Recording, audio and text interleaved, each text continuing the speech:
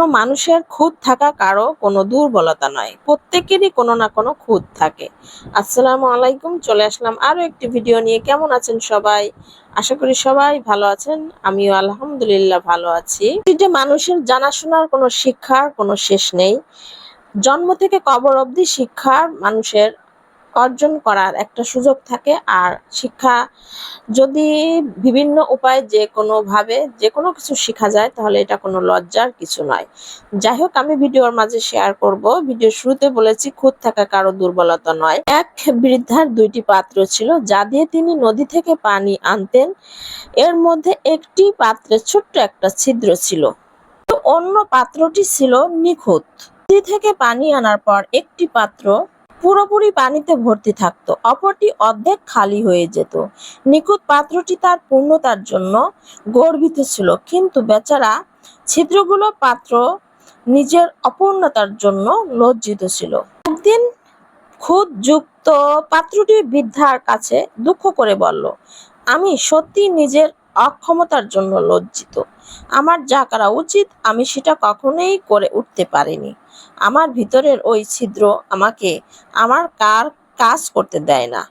বৃদ্ধা মৃদু হেসে বললেন, তুমি কি খেয়াল করেছো, তোমাকে যে রাস্তা দিয়ে নিয়ে আসা হয় তার এক পাশে কত ফুল গাছের সারি? আমি তোমার ত্রুটি জানি, সেজন্য যে স্থান থেকে তোমাকে আনা হয় সেখানে আমি কিছু ফুলের বীজ ছড়িয়ে দিয়েছিলাম। সেই বীজ থেকে গাছ হয়ে তাতে ফুল জন্মায়।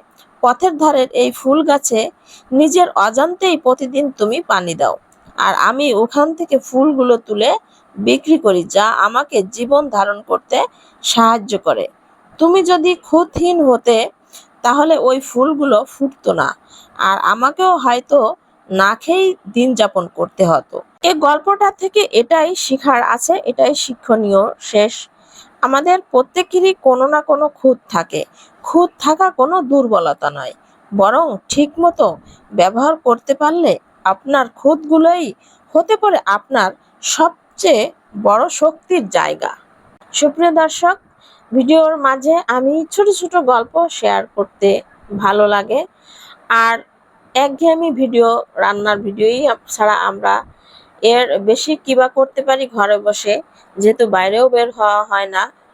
যে প্রতিদিন যেটাই রান্না করি সেটাই শেয়ার করি। আর এই রান্নার মাঝে হয়তো অনেকের একটা বিরক্তিকরও লাগতে পারে যে একই ধরনের ভিডিও, রান্না বান্না ছাড়া অন্য কিছু এখানে নেই। যাই হোক, তার মাঝে যদি একটু ছোট্ট বিনোদন দেওয়া যায় তো আসলে বন্ধ হয় না।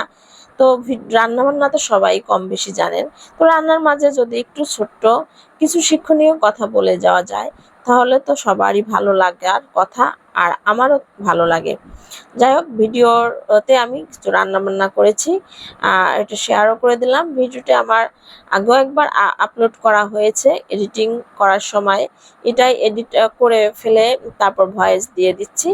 যাই হোক, এখানে আমি মুড়ি মাখায় নিচ্ছি, ছোলা, পেঁয়াজও চপ ছিল কিছু, আর সবকিছু মিলিয়ে একসাথে সুন্দর করে মেখে তারপর হচ্ছে আমি মুড়ি মেখে নিব।